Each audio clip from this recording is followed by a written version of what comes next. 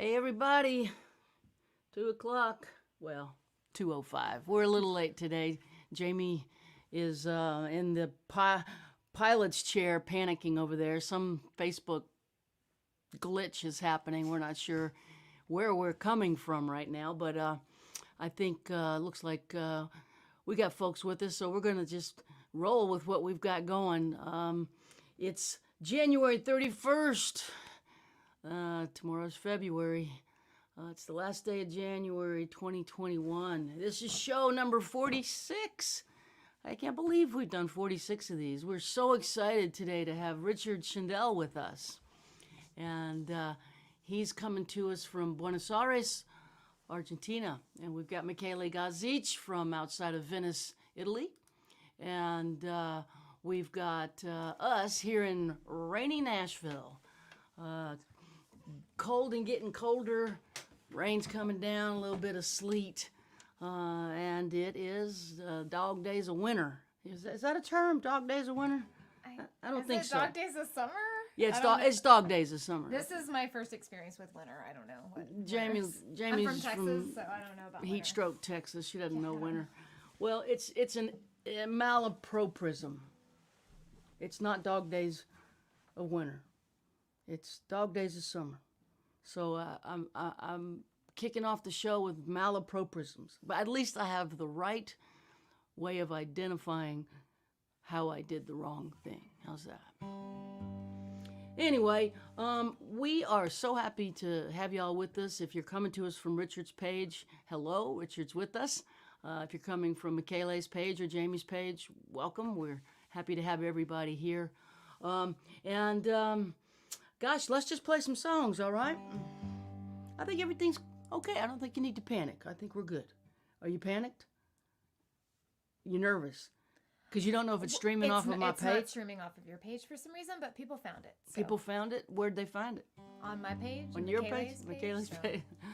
Oh, man. That's the first, but...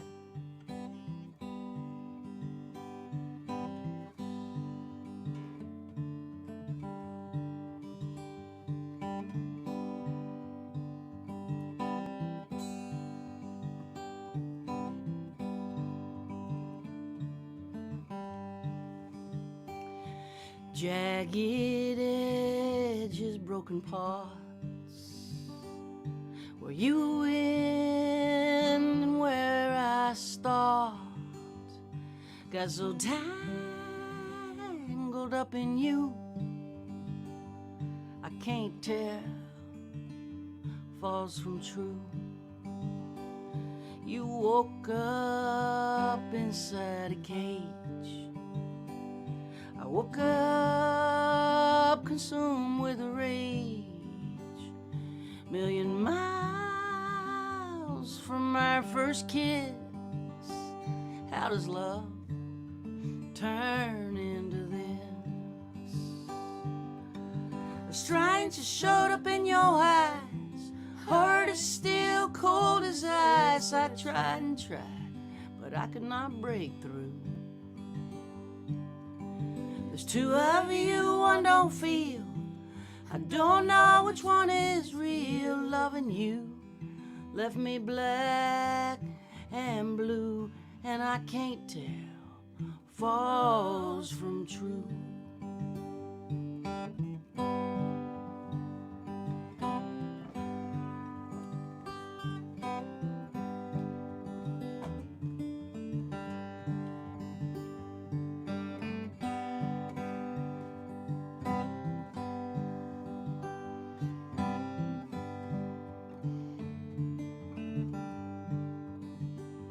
Where'd you go?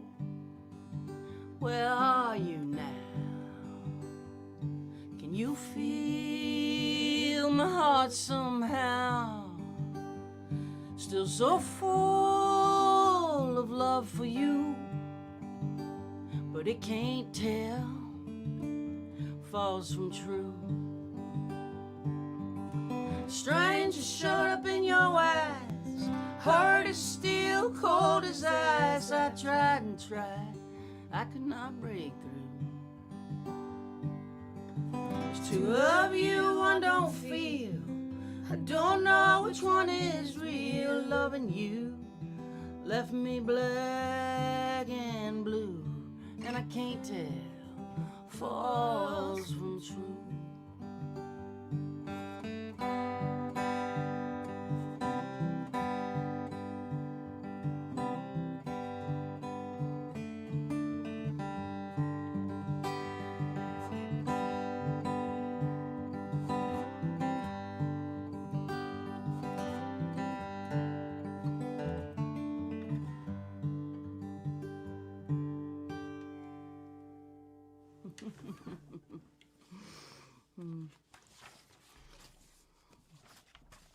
All right.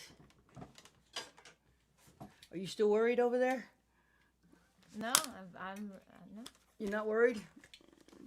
I mean, there's no. There's nothing you can do There's about it nothing now. I can do, so I'm just gonna enjoy the jams. It's a lot of technology, actually, to pull this all together. And I have zero interest in learning it, and I don't know how to use it. And if it weren't for Jamie, we wouldn't be doing this. So thank you, Jamie. And she takes on all of the emotional, what would it be called? The burden of getting this right. And I'm grateful for you and all the help you've given this show over 46 shows. Thanks. 46 weeks. It's incredible. Remember the show? We couldn't figure out how to get Rodney Crowell's camera turned on for 20 minutes. I remember. I'm like, how do you not? It was on at sound check. I don't know what he did. That was really. He hit a weird. button and there was no return. How did we figure that out? You panicked and figured it out? I or told him just to leave and come back, and that's what he did. I leave think. and come back is actually Sometimes a good that's thing. the best thing you can do. Just turn it off and turn it back. Turn it on. off and then wait a few minutes. Yeah. Then come back, and oftentimes it fixes itself. I don't know. That was a 20-minute. She was sweating and panicking and freaking, and it all worked out. Whatever's wrong right now, it's going to work out. It'll be fine. Don't you worry. It's going to be okay. She's worried. I mean, I know there's nothing I can do, so it's all good. Oh, we're fine. I just wanted to let folks know, just in case you're interested, you can hire us to do a private show for you on Zoom. You can go to my website, and I'm working with this platform called Topeka.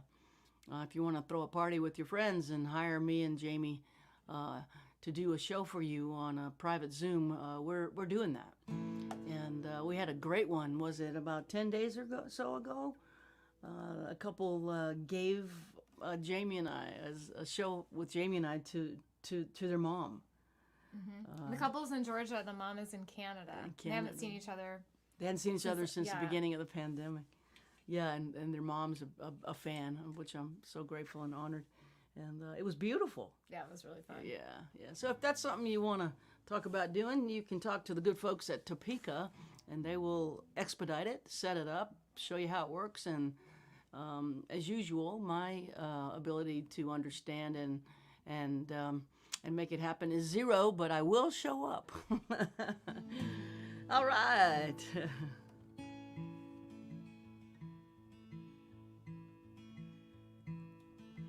I'll think about the joy inside your laughter.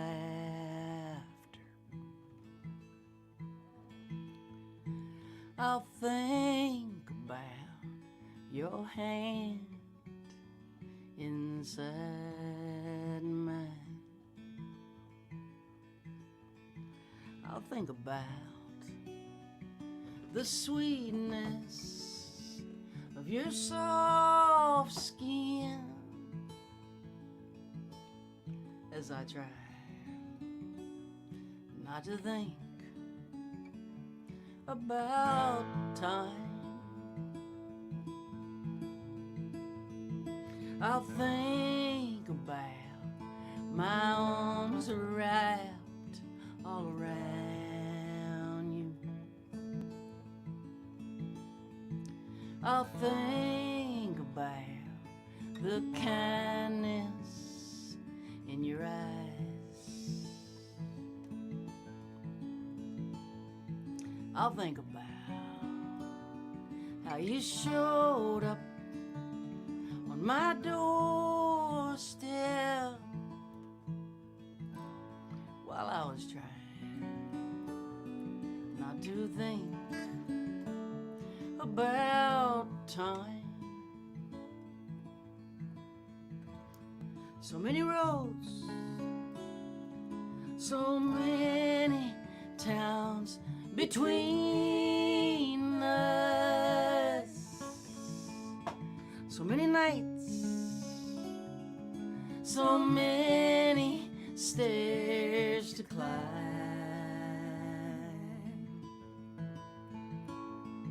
so many thoughts to think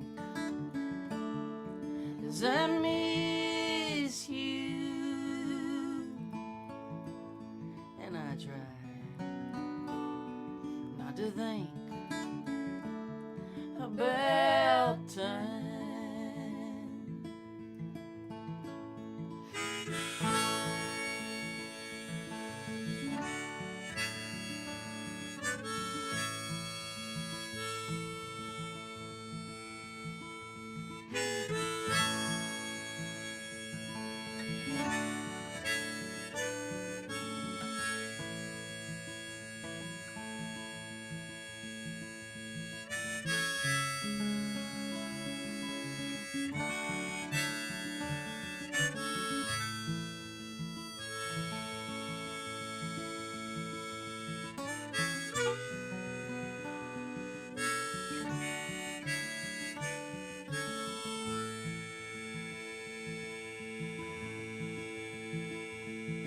I'll think about your candlestick fingers on my skin.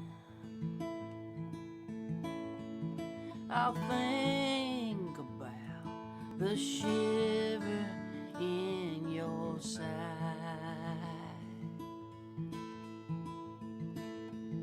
I'll think about how much I want to kiss you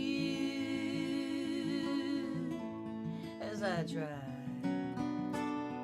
not to think about time. So many roads, so many towns between us, so many nights, so many stairs to climb,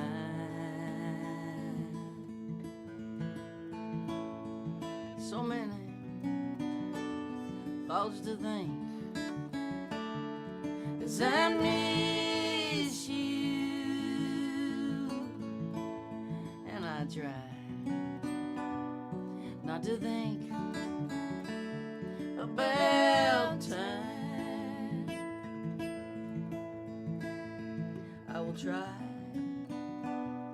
not to think about time.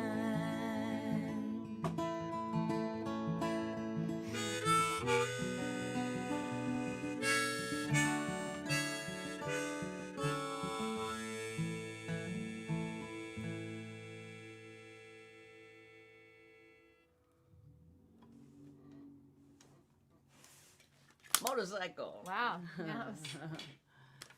Yeah. Yes, so we'll play another song and bring Richard into the studio. Long distance from Argentina. So we'll play a song that I wrote with a group of women married to soldiers. EOD specialist, right? The EOD wives, right? Yeah.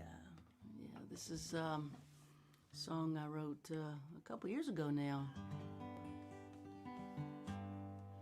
That is from the perspective of being a spouse of a bomb expert, and what it's like to keep getting asked about how's your husband doing, and nobody's really asking about how they're doing. And this song is a co-write with 7 people. Me, Beth Nielsen Chapman, and 5 spouses. So it's called The War After the War. Goes like this.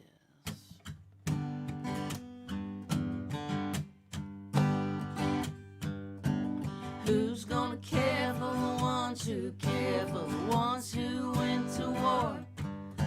There's landmines in the living room, eggshells on the floor. Lost myself in the shadow of your honor and your pain. You stare out of the window as our dreams go down the drain. Invisible,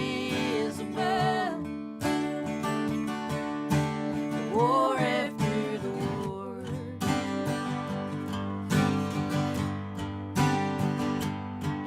I get no basic training, I get no Purple Heart. I'm supposed to carry on, I can't fall apart. People look at you and thank you for the sacrifice you made. They look at me and smile, say I'm lucky, you're okay. Invisible,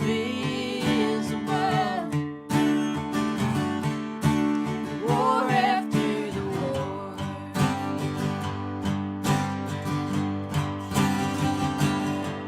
I'm a soldier too, just like you, serving something bigger than myself.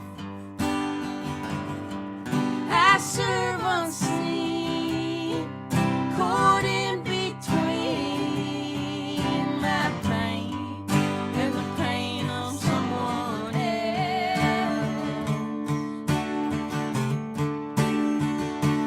But I'm stronger than you think I am, right here by your side.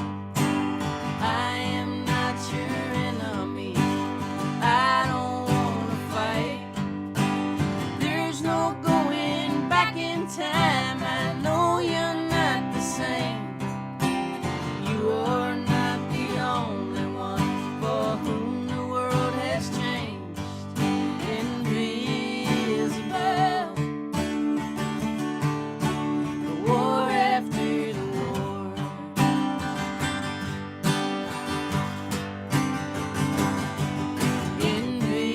Invisible, war after the war.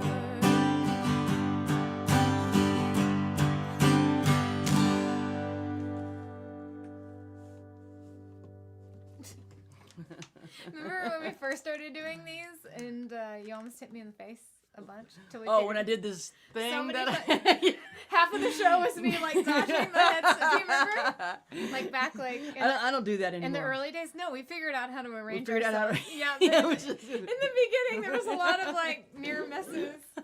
It's pretty funny. Oh, yeah, collision. We've come a long way, Gauthier. Yeah, we've come a long way, In the little Harris. Yeah, we are pandemic tough now. At this point, we kind of, you feel me inching towards you and you automatically just dodge.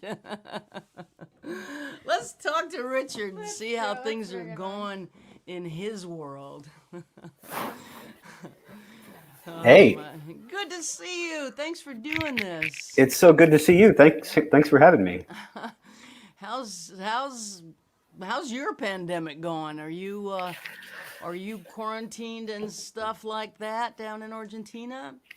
Well, we've been out in the middle of nowhere, out on the Pampa, for the last I don't know. Well, since March, basically. Although now we can come back into town. I'm in Buenos Aires now, but for a while we couldn't leave for months. Now that's it's sort of opened up a bit, and but it's pretty hairy. It's it's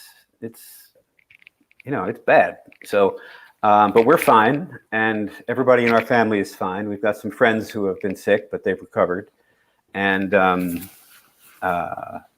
so it's it's crazy, man. It's just so crazy. That the whole world is going through this simultaneously is hard to conceptualize. It is. It is. It's impossible to conceptualize. I mean, how can you wrap your mind around that? It's so big. Right. Yeah. Right. But we're okay, and we're lucky to have a place. Our kids. One of our kids is staying here in the apartment, so he has the place to himself.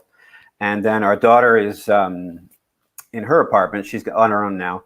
And so there's enough room for everybody, and we're not hitting each other in the head with guitars. Like, so we have a lot of room, but we seem to bump. God. Yeah. So everything's fine, and we're I can't complain. We're pretty lucky. So I'm not sure that this is this is what happened, but I'm gonna ask you this: did you pivot during the pandemic towards poetry? Is that how you ended up? Was that prior? That was prior. It's really quite. It was pretty amazing. I announced in October that I was going to be pivoting, to use your word. I like that word. I should have used it in my announcement. It's pivoting. It sounds sort of like ballet. I'm gonna pirouette. Right. That's what I'm doing. I'm pirouetting. And then a plie. Keep it going. Yeah. No, but I announced before this, and my idea was to do a bunch of shows that I had with my friend Lucy Kaplansky in March, and I had some solo shows, and then I was gonna nothing. I was going to go off into poetry land, which is what I have done. But in the middle of that last tour, everything came down, and we canceled it. My last gig was at the Iron Horse in Northampton, Massachusetts. My last solo gig, that is, and then we Lucy and I canceled a few very big gigs for us, and they were rescheduled, and then they were rescheduled again, and who knows what's going to happen. So it was weird. It's like the pandemic and my decision to sort of do something else for a little while coincided with each other to the point that I almost felt like guilty about it. I was like, wow. I mean, I didn't mean for the whole world to have to pivot and pirouette with me. It was kind of weird. You caused this shit, Richard. I caused it. Well, your timing was stellar. You could also. It was good. Yeah, my timing was good. Right. Everybody's screwed. What an interesting time to take on a new study. Well, I have taken on a new study and enrolled in an MFA program, a really good one, at Pacific University with some great teachers and some great students that have become friends. And so it's a really nice writing community. And it's a 2-year program, and I'm just enjoying being a beginner, because I do feel very much like a beginner. And it's good to begin something at this advanced age. If you would allow me, I would also say that it's brave to begin something. Oh, thank you. Because you're so very, very good as a songwriter, a master guitarist, a master singer. To go, okay, and now I'm going to put that down and start from zero with something new is a courageous act. Well, it didn't really. Well, thank you. It didn't really feel that way. It felt like something I had to do. It felt like I was beginning to feel. The only word I can think of is a little inauthentic in my tours.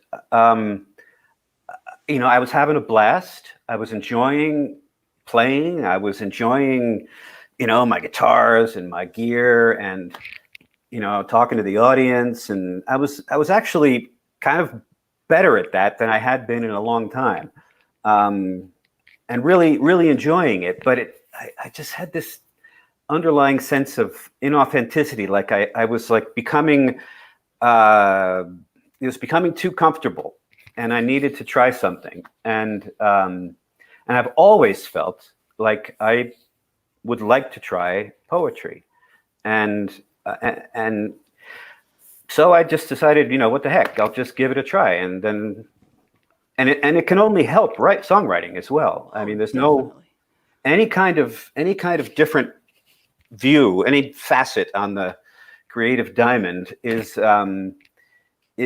can't but be helpful to whatever it is you do. So it's causing me.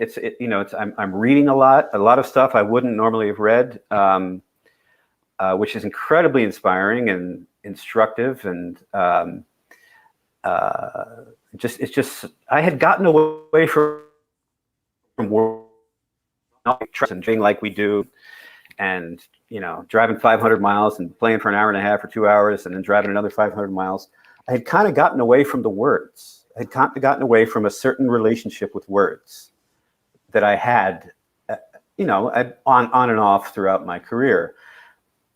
But I wanted to find a way to get that back, and so I figured poetry might be a good way to do that. And so far, it's going really well. I'm enjoying it. We had Sam Baker on last week, and he said, Oh, I love him. I do too. He I said do a similar too, yeah. thing. He said, I found myself going to shows and delivering songs like as if I was a UPS driver or a FedEx driver.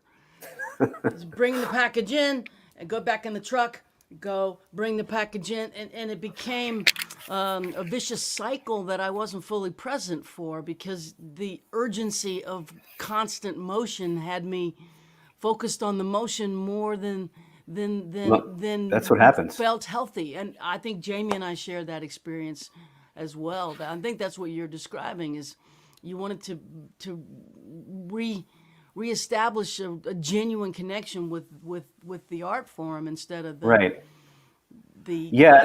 travel.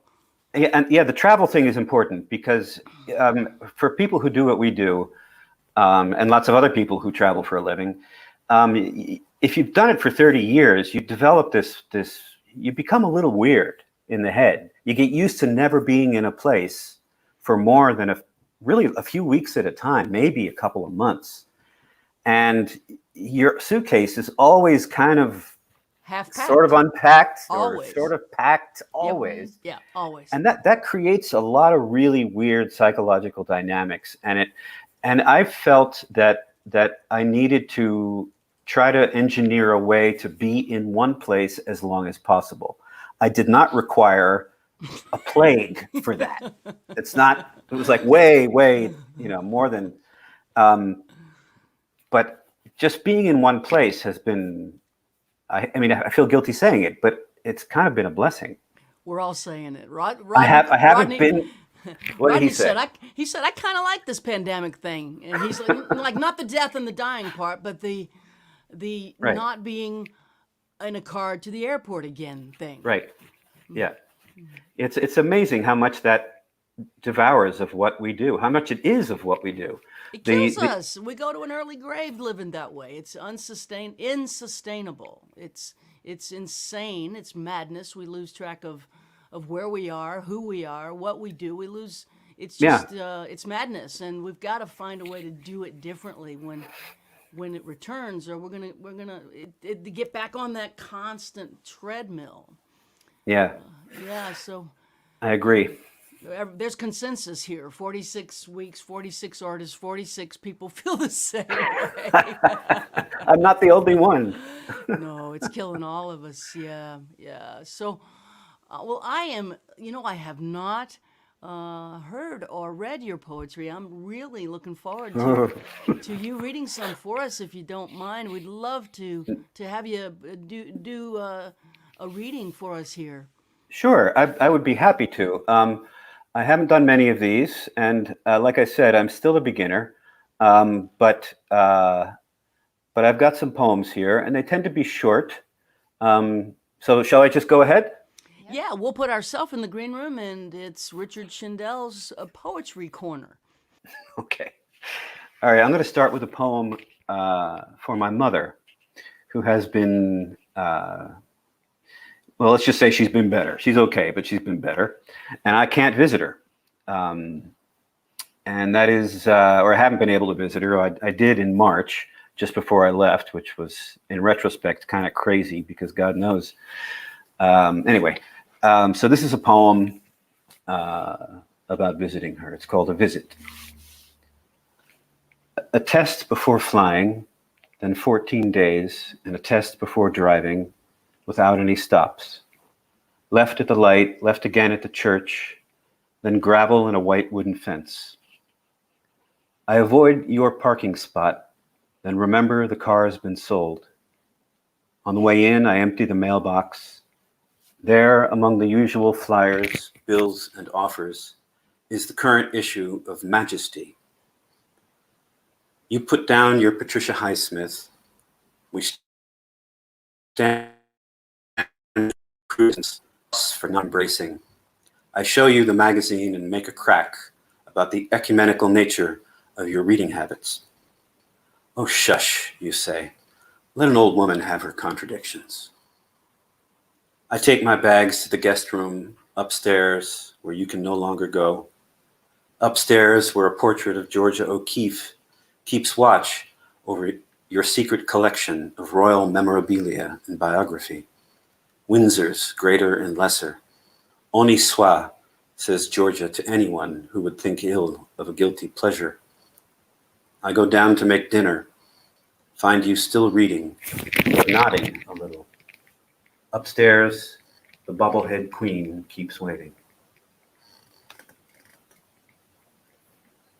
Okay, this is really short. Anybody who lives in the Hudson Valley of New York below Albany, that is, between Albany and George Washington Bridge, I guess, might resonate with this one. It's called On the River Subdivision.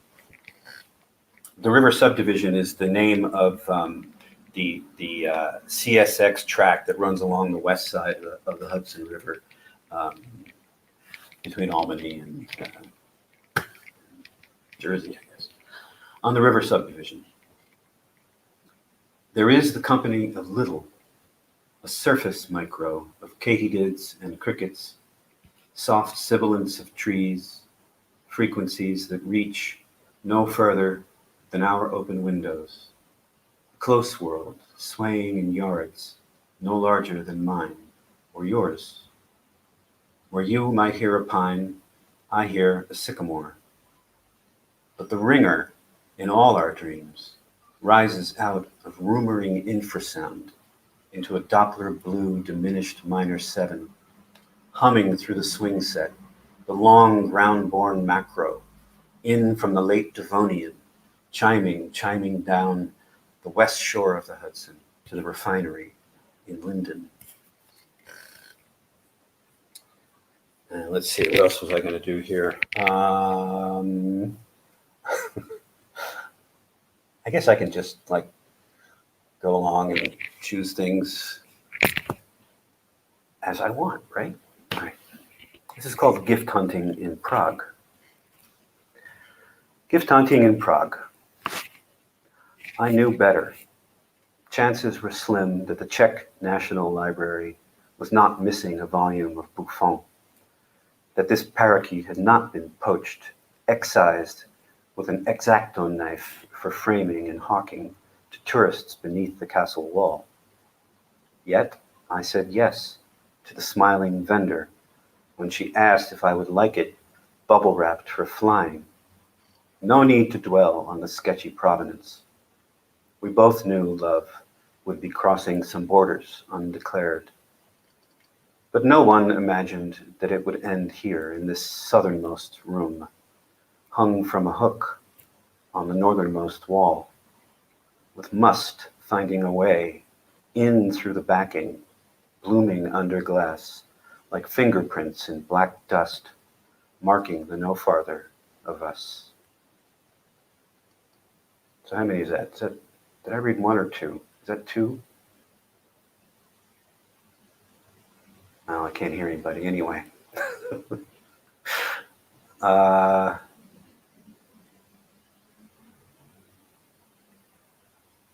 Okay. This is short.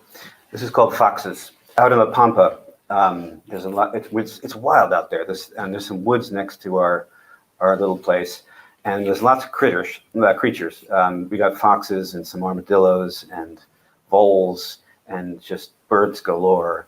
But for a while there, I was in a struggle with the foxes, a territorial battle. So this is called foxes. There's two Spanish words in here. One is estadillas, which is sort of like your time in a place, and días, which means day. So here it is, foxes. They've always tested the perimeter, but never this nightly desecration of the patio. That much scat has to be tactical. In their defense, our estadillas were always a matter of días, not months or forever. It seems possible. I'm not giving up, though. I'm out here every morning, brush in one hand, hose in the other, scrubbing the brick. Before bed, I piss into an old paint can, pour line in the grass, and point my flashlight into the woods, scanning for their eyes, always finding them. All right, and I'll read one more here for the, I'm gonna put this thing back in just in case somebody's trying to like flag me down, or tell me to shut up, or. All right, this is called Adirondack Hotel Infirmary Landfill. Down one side and up the other, this was solid ferns. We had no idea what was buried here until a flash flood washed out the colony. Now, every snowmelt reveals a fresh crop, pushed up by frost heave, rinsed in the runoff. It's like a very dangerous Easter egg hunt. All of that colored glass and enamelware just waiting to slice open a finger. And there seems to be no end to the medicine vials. They keep rising to the top with their poison still inside. Tonics, liniments, tinctures, so-and-so's cure-all elixir. I've even seen morphine. But every once in a while, there's a teething ring, a strap of sleigh bells, or a perfectly good hammer. Last year, I found a water glass intact. You wouldn't think something like that could survive down there, but it does.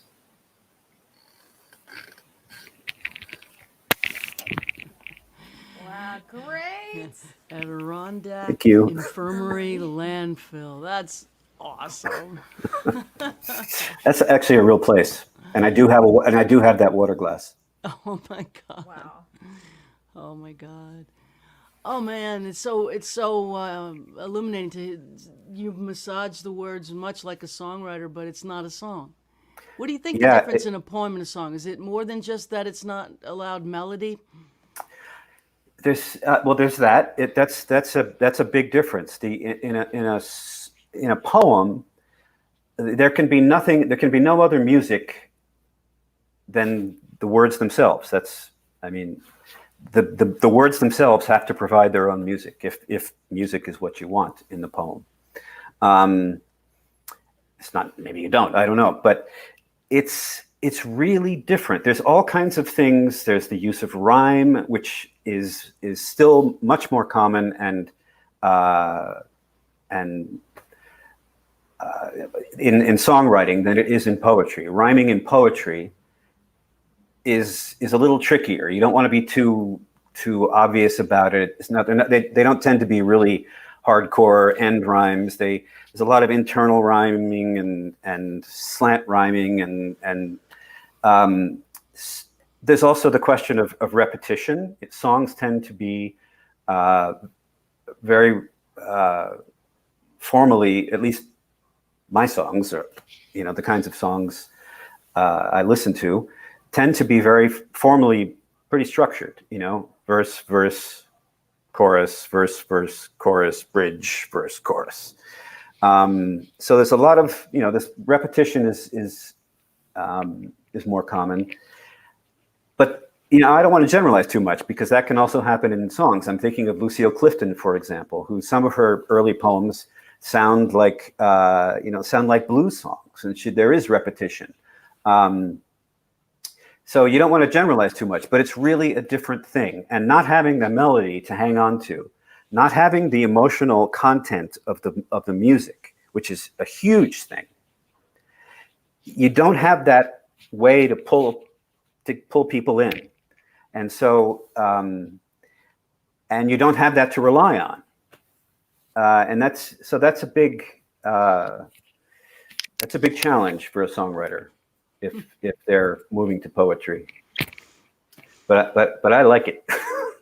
It is a real challenge. Melody is it's almost like cheating, in a way. If you were to, make an argument about Bob Dylan getting the Nobel Prize for literature. Oh Lord. The melody is it's such a powerful primal. I mean, it's like counting cards. It just hands down has a more. You don't need to do much with the melody to have it really resonate, and it pulls people in quickly. And with literature and with a poem, you've got rhythm and meter, but they don't have melody. It's harder. Well, if you go far enough back, they were all one thing, and I'm all in favor of Dylan getting the Nobel Prize. I don't think there's So am I. But an issue. I know you are. I don't think there's an issue there. Just because his words are sung does not make them less poetic. I probably wouldn't have a relationship with poetry if it weren't for Bob Dylan, and some other people. But it is different. In my case anyway, I find that my musical abilities, which are, I'm not a trained musician. I do everything intuitively. I don't have that wide of a spectrum. I'm not a jazz person. I can't tell you what I'm doing, but there's a kind of mood that music can set. And when music sets that mood, it's almost like, in some cases, if the mood is strong enough coming from the music, it doesn't matter what the words are. I know, that's why I'd say it's almost like cheating with the melody. Is just so, right. It's a language unto itself. Right. But in my case, I found that my musical limitations actually keep sending me in the same emotional direction lyrically. In other words, because I play guitar a certain way and because I have certain kinds of predilections, the minor keys and the dirges and things like that, a certain kind of sentimentality musically in some of my melodies,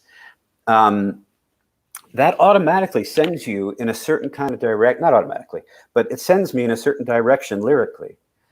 And I kind of wanted to just not have that for a while. And see what and rises. See what happened exactly without the music. So, well, when I turn 60, which is 1 year from now, I'm going to start painting. Wonderful. Well, that's what I did. I turned 60 and I started writing poetry. I want to pick up wonderful. Another medium to express what's inside me that's different than one that has a melody. Yeah. Oh, that's great. You're going to be a beginner too? Start at 0. Wonderful. Oh, that's great. Stick figures. We will start. Well, I just color, man. Smearing color and see what happens. Make emotion out of color. Yeah, I'm going to do it. Yeah. Good. Yeah. I wholeheartedly support you in that. Thank you. Well, I'm going to put you in the green room and bring you back shortly, okay? Okay.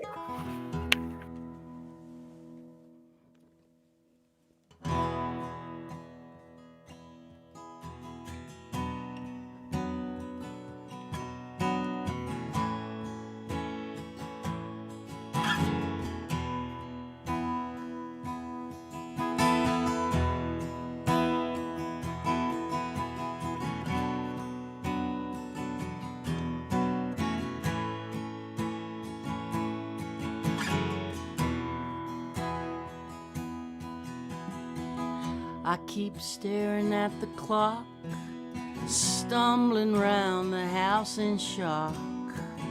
I don't know what I feel. I can't believe that this is real. I don't know what to wear. I don't know who will be there. I wanna call, I wanna cry. I don't wanna say goodbye.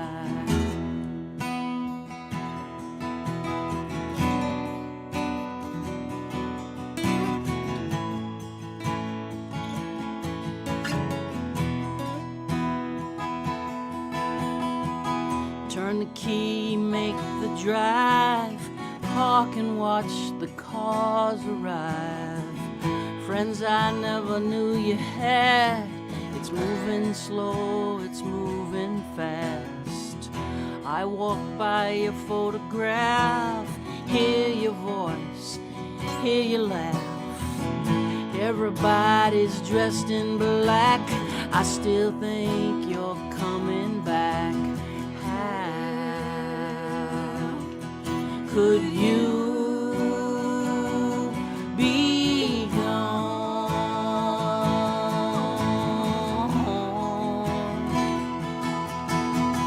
How could you be gone?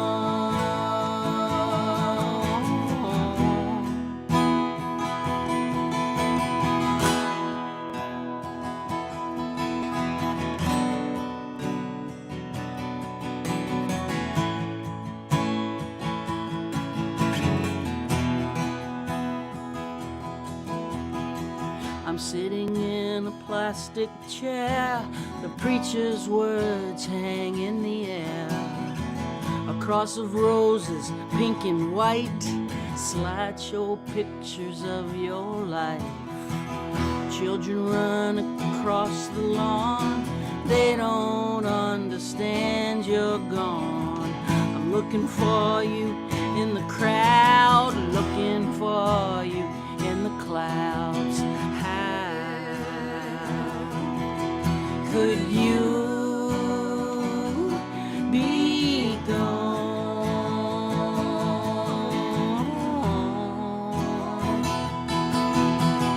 How could you be gone?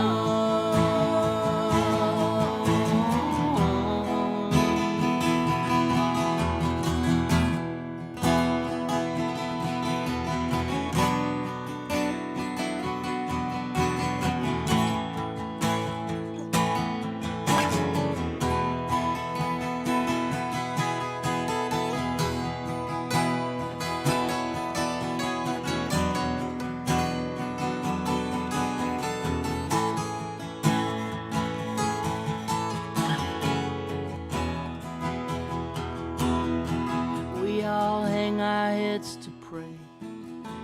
The preacher tells us what to say. I don't know what I believe. All I know is I gotta leave.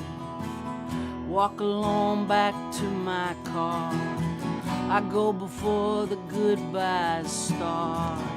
I've always been this way. You were the only one who could make me stay. How could you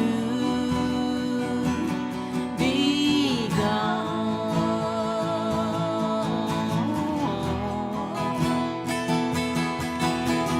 How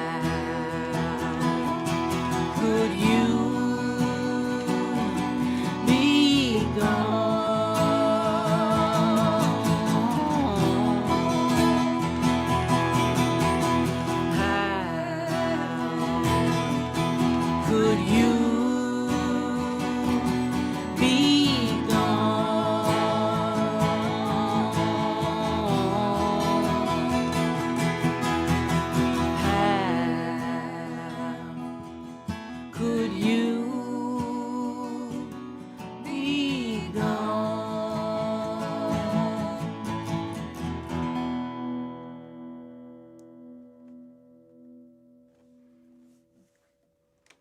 Oh,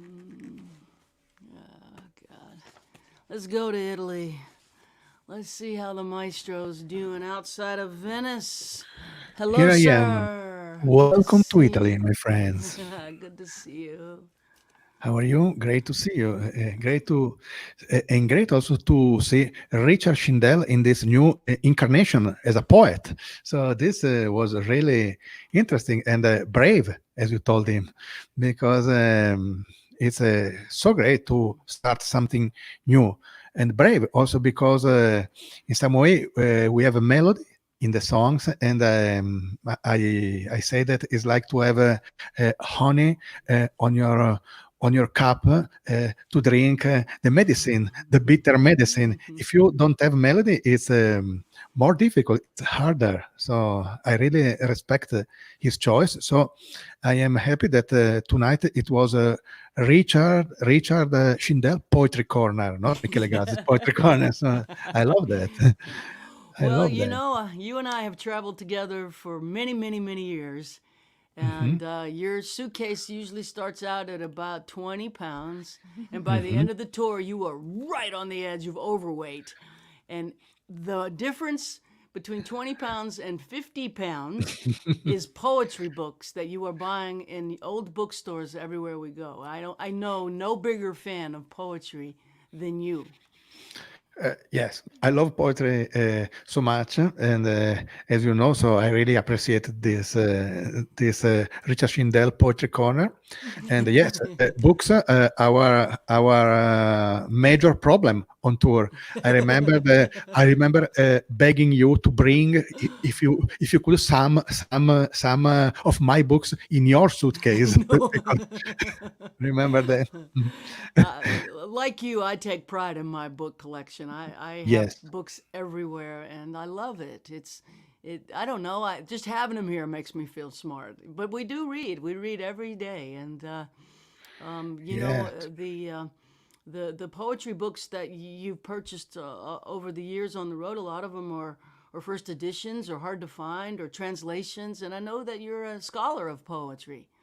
Yes. You have an understanding of poetry that transcends mine for sure. We both, Mary, love poetry and love books so much, and this is one of the reasons because I love when I am staying at your home because I feel at home. There are books everywhere, and I feel just like my home. So I love that. Yeah, I'm always nervous in a house without books. Yes, yes, It's it's like, a Yeah. it's a dangerous sign. It's a warning sign. Yes, suspect. yes, yes. So what have you got for us today, Maestro? Today, for some reason, it's not poetry, but is a writer I am singing and talking about. He's called Joseph Roth, this writer, and it's not actually Philip Roth that maybe you know better in US, the great novelist Philip Roth. This is Joseph Roth. He died in 39, and he was a Jewish from Austria, but he died in Paris. He moved to France because the Nazis were in Germany and in Austria, and obviously he couldn't stay there.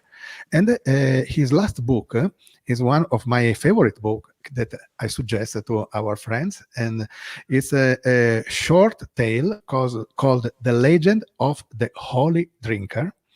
And it's the story of a man, a drink and a vagabond that was living in Paris under the bridges, and he was ready to die for his terrible life. But then one man comes and gives him money and helps him to find a job.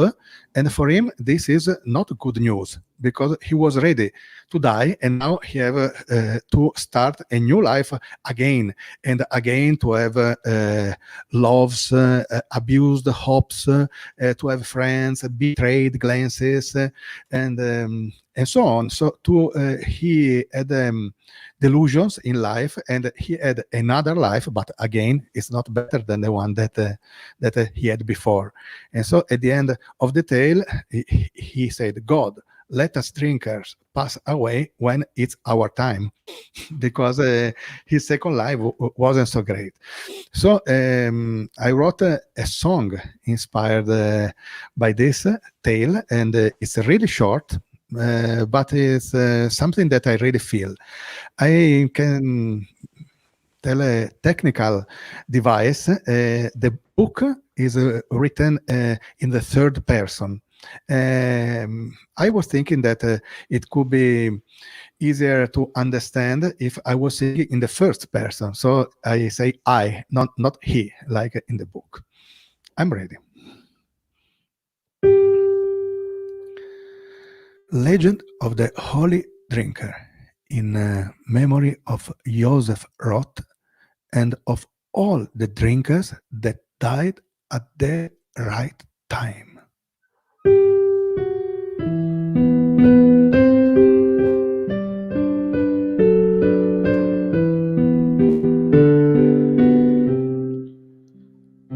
I was drunk, was night, under my bridge slowly sliding into the arms of death.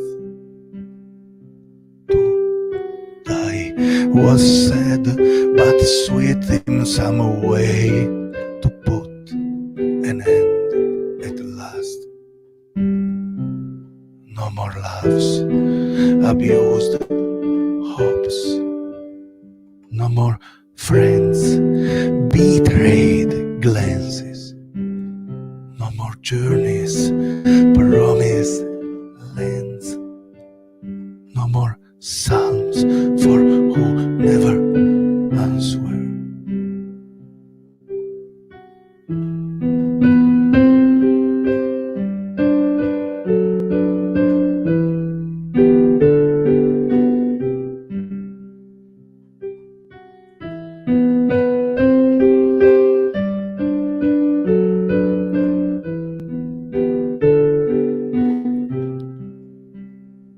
Then one day, a man gave me money and job.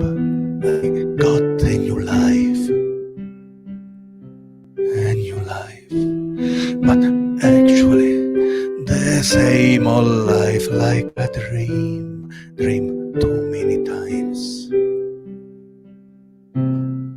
I see you all again. I didn't want to see you. I left you a long time ago. God, let us drinkers pass away when it's our time.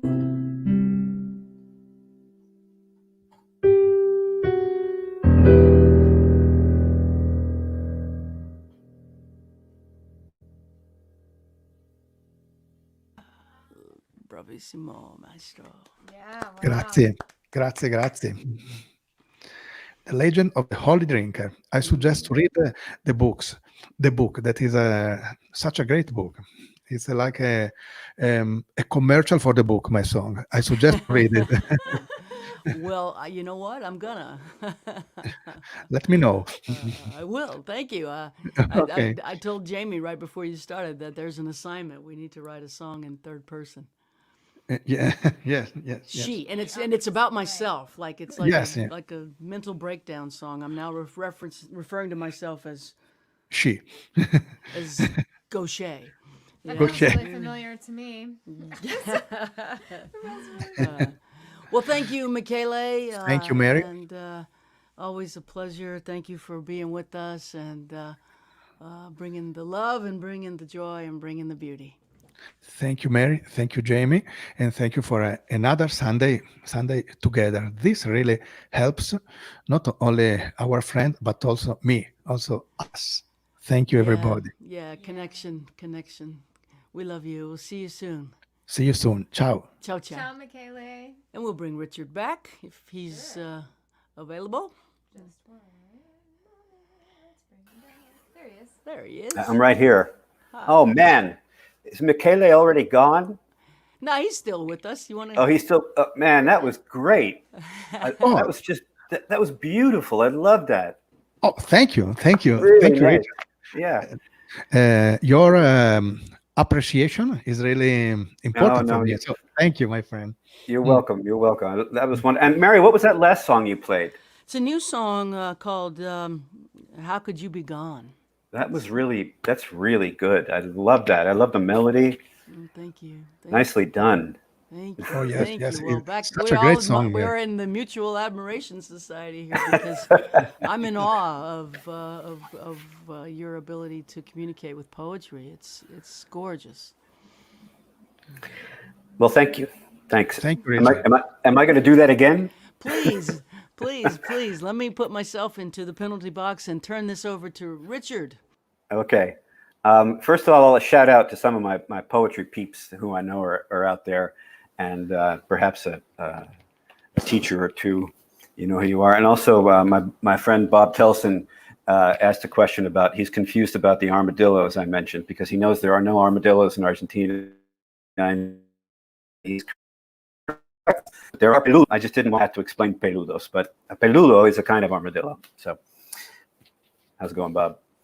And all right, so how about if I play a song and not a poem? Okay.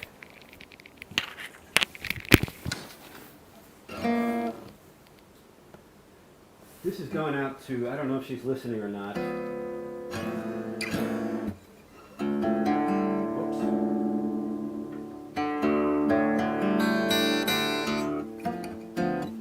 This is going out to somebody who just tweeted something a couple of hours ago about this song, Andrea in Pittsburgh. This is for you. The comment was really spot on. It's called "There Goes Mavis." And I just so you know, folks, I'm like, everything I have here technologically is in the laptop. Microphone, camera. I don't have any fancy gear. So in order for it to come across, I got to get kind of close, which is why you can only see my visage. So here it is. There goes Mavis.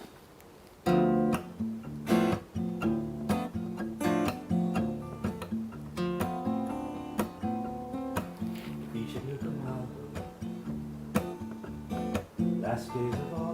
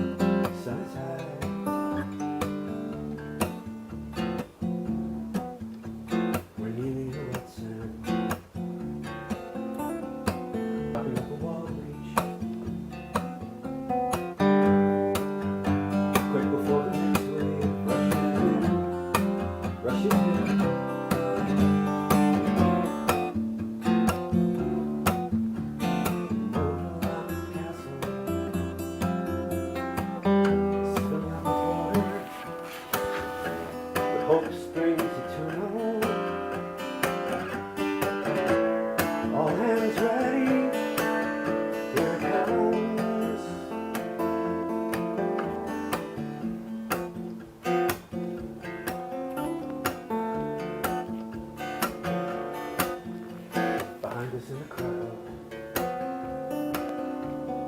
some kind of commotion.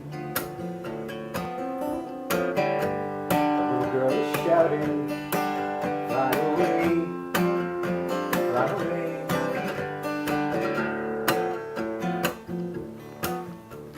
But we pay no attention. The castle is in danger. The ramparts are sinking. We dig on, we dig on. Out of the blue is an orange canary on our driftwood flagpole. Shovels down, boys, step away.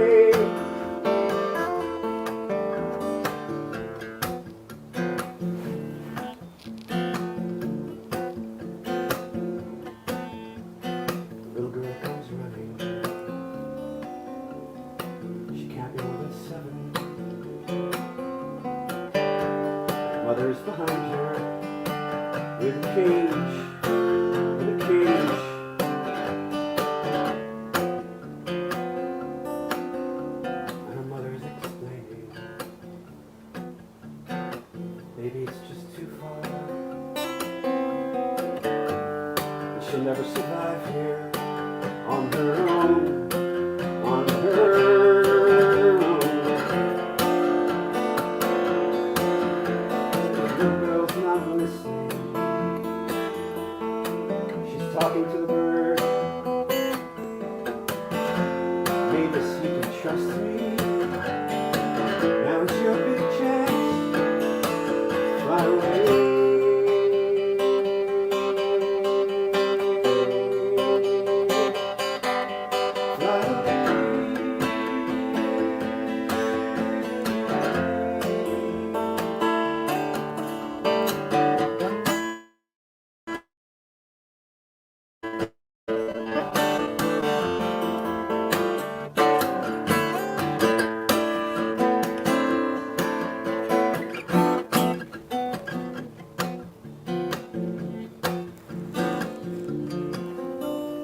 Mavis has been listening. She's letting on. We're all just waiting. No one moves. No one moves.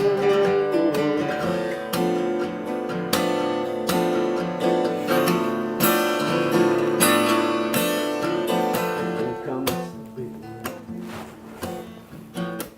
Swamping the castle. Watching when it falls, when it falls.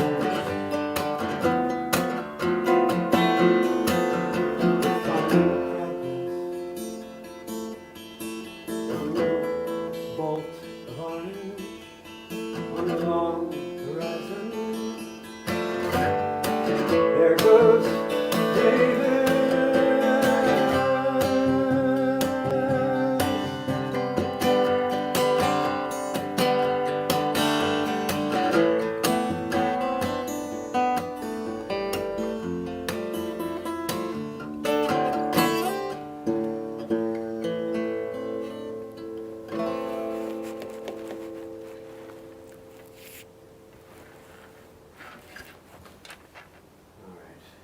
Hold on, I gotta make a little change here to my audio. Okay. God, what a thing! These. This is the first one of these online things I've done since March. I haven't done any others, and this is kind of freaky. Being right here in my living room, talking to all these people. I know you're there because there's a green light on, and yet I'm alone here. It's so strange. Everything's so strange. All right, where are my poems? There they are. No, there they are. All right, here's another one. This is called Silent Auction. It's very short, and it's for Charlie. It's about a coffee mug. I have a coffee mug that I have to drink coffee out of. I have to drink out of, no matter what I'm drinking, every morning, or else nothing goes right. And I won it in a, well, I'll just read the poem then. Silent Auction for Charlie. Here is the last of 3 coffee mugs commemorating the 1987 electrification of the Hicksville-Ronkonkoma line of the Long Island Railroad. I won them in a silent auction, a fundraiser for a struggling daycare center, having submitted the kind of number that says to any rivals, don't bother. But that wasn't the main reason. Back before there was a third rail, I used to play on those tracks. The first cup was lost to divorce, the second to a kitchen floor. This one fell too, but survives, thanks to a clean break and some glue. All right, here's another short one. As I said before, the bird life, the flora and fauna in our area of the Pampa is just completely, it's just amazing, especially the birds. Our place is near a couple of small lakes, and in that section, that whole region of the Pampa, there aren't that many lakes. So it attracts a lot of birds, a lot of migratory birds. And the other, I don't know, a few months ago, this little red-crested cardinal made an appearance. The most cutest little bird I've ever seen. And he became fascinated with his own reflection. In the mirror of my car, he would stand on the door of the car and look at the rear view mirror, the side view, and then get confused, and he'd fly over it, and then he would to see where the bird was, and his mate or his rival or his love, and there would be nothing there. So he'd come back, and he started doing this with my window. Fly window and kind of look at it, but if he saw me on the other side, he would freak. So this is called invitation, and there's one Spanish word. The word is copeton. And copete is like a crest. So copeton means like you would call somebody like little Richard. You could call him copeton because he just looked great and he had that. All right. So this is me talking to the bird. Try again, copeton. Leave the Kiskadees to forage. Jump from the grass to the sill. Climb the screen and find your own red-crested self reflected in the glass. Wonder what kind of an other this you might be. Today will not be like yesterday, when we startled each other. This time I won't be there to draw your eye through and away. This time it will be all you, moving the way you move, and every bit is pretty. Okay. What else should I read? Oh, here's one. This is another short poem. I like short poems. I like poems I can see on one page. This is called The Little I Remember About the Moon. There were mountains in the distance. We drove and drove, but they never got any closer. I became friends with a little girl about my age. She went back to Earth before me. The moon then was in full Beatlemania. The children next door asked me to translate. She loves you. They seemed disappointed that it meant no more than it did. I tasted an exquisite substance on the moon. Later, back on Earth, I was unable to remember its name and have not tasted it since. On the moon, day would turn instantly to night. Night would turn instantly to day. There was no in between. Okay. All right, and I guess I'll read one more. One more. Richard, put your earbud in, and that will give you better It's sound. called Square Dance. I wrote a lot from I've been writing a lot from that window that the bird kept jumping up to. And the view from the window is just open fields forever. That's what the Pampa is. So this is called Square Dance, and it's about a couple of herons who kept landing. They come in from the marsh, the same pair every time. Strange how they don't land anywhere else but here, in the only fenced-in lot. It's not like there aren't bugs over there, say, or over there. But they've got grass and bugs forever. But they keep coming back to this one little square. Lovely birds, huge creatures. When the grass is high like this, all you can see are their heads and the curve of those long necks. They don't walk so much as strut in opposite directions. Arriving at a wire, they turn toward each other and around. It looks like a dance called How Far Away Can We Get From Each Other Before We Have to Come Back? Maybe that explains it. Why here as opposed to out there? on the unparceled plain. The fence means pretend. Okay, I got to turn this on and ask our leader, um, Jamie, if I should continue or if I should stop. I have no sense of time at all. That's all right. Okay, so good. I'm glad you got your earbud in there. Why? What happened? Well, when the earbud is down, it becomes the microphone in use. So the Yeah. we could still hear you. It just is better when you're actually on the microphone rather than the earbud. Oh, That's all right. It was. It's okay. see?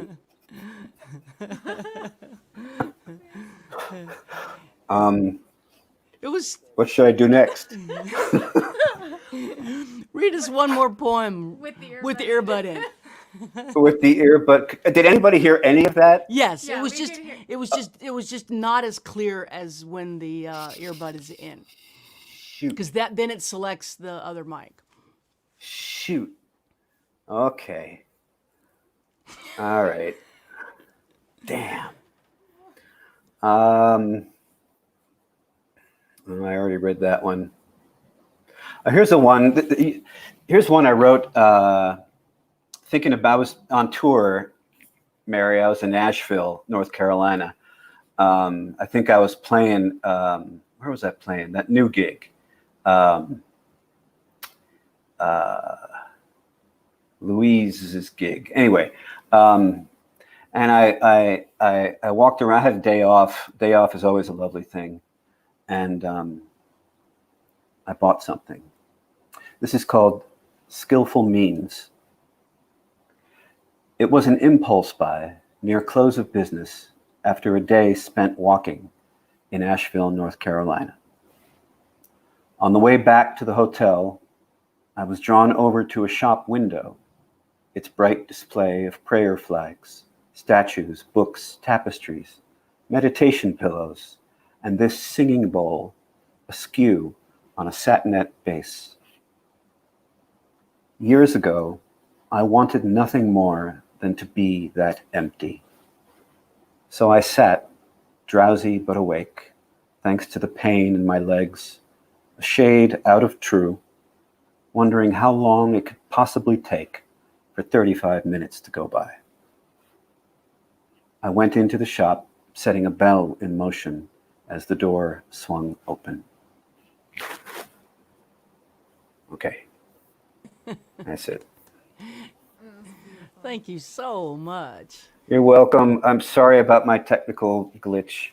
Oh God, okay. you we could see you and we could hear you. This is beyond complicated, and the fact that we're able to do this at all is a miracle to me.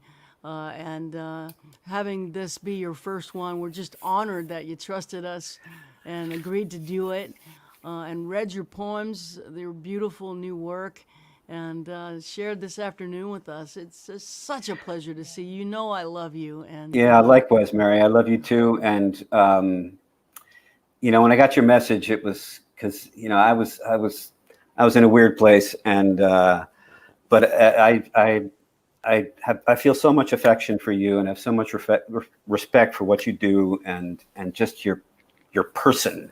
Aside from your talent and your energy, I just love you, and so it was kind of the push I needed to hear it from you. To get an invitation from you was like, shit, I can't say no to Mary. Damn, I cornered you. you did. Well, And I'm glad you did, because I have a tendency to be a bit of a to get into a hole and stay there. And so I appreciate you extending a hand and pulling me out. well, your people have really enjoyed seeing you again, and the joy that comes from sharing art is reciprocity. And thank you for bravely hitting the live button and doing it with us. We love You're you. welcome. Thank And you. it's nice to, you're welcome. And Jamie, it was great to hear you. I've never met you, but you have a really great voice. Thank you so In, much. in addition to being very technologically proficient. She's Thank you.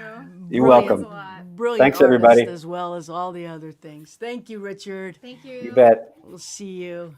Bye-bye. Love to everybody. Love to you. So, just quickly, in case you don't have it, this is a bundle of CDs. It's everything I've ever recorded in one box. The bundle is $50. It's 10 CDs. If you're good at math, you know that's $5 a CD. Comes in a box. It's a great deal, and it's on my website. You can get this bundle. We'll ship it in the morning. We have all kind of stuff on the website that keeps us going. T-shirts that say "Mercy Now," stuff like that. Tea towels that have the lyric to "Mercy Now" on it, which is a song that I wrote in 2001, and it keeps on giving, that song. What a wonderful afternoon to share with Richard and Michaela and Jamie. Thanks again, Jamie. This was a tough one. Richard's power went out in Argentina last night. He had a transformer blow, so we couldn't do a sound check. And it didn't get back up and running until early this morning. And he didn't play a song at the sound check that we were able to do early this morning. So there was just a lot of technical stuff. Thanks for bearing with us. We are doing the best we can with the sound and the lights and the show, and sometimes it just hits a wall, and it's still amazing to me that we can do this. We're in Argentina. We're in Argentina. Italy. We're in Venice. We're in Nashville. It's amazing that this stuff works It's at all. pretty miraculous and, that they let us have this technology, actually. Yeah, Facebook is definitely. Facebook's closing in on it. Yeah, Probably at some point they're going to shut this down, but until they do, we're going to keep doing this. So thanks for joining us, and play one more song and call it a Sunday. Next week is Graham Weber. Graham will be with us, and I've requested some of his ballads. He's co-written a lot of incredible songs with Jamie, and I can't wait to have him on the stream. So excited. So join us Sunday and come meet Graham Weber. Thank you again to Richard. That's so beautiful.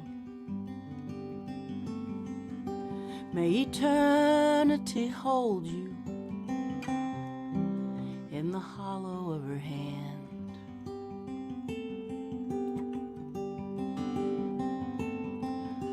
May a soft wind enfold you as you travel distant lands.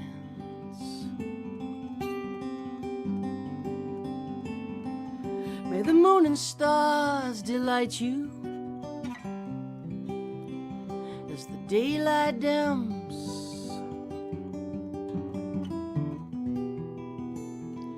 Till the morning sun warms your face, till I see you again.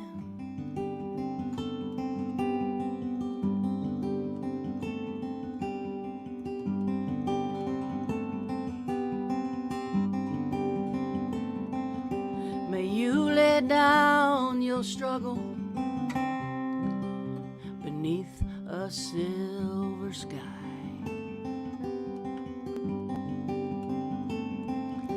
May a summer rain inside your dreams sing a lullaby.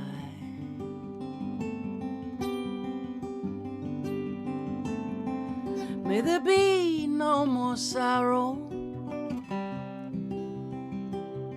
no more pain.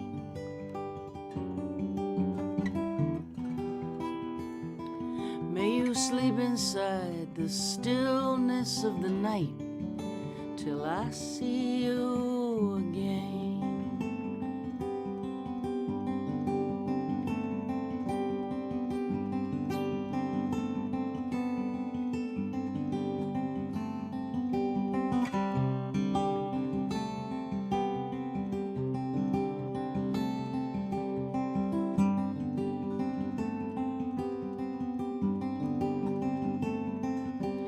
you never be a stranger. May you never feel alone.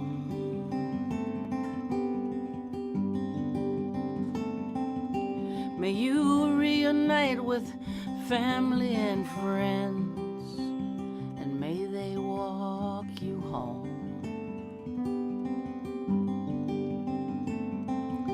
May love embrace you in a dance that never ends.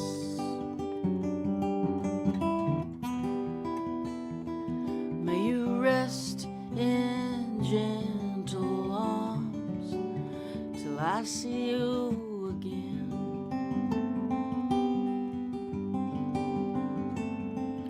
May you rest in gentle arms till I see you again.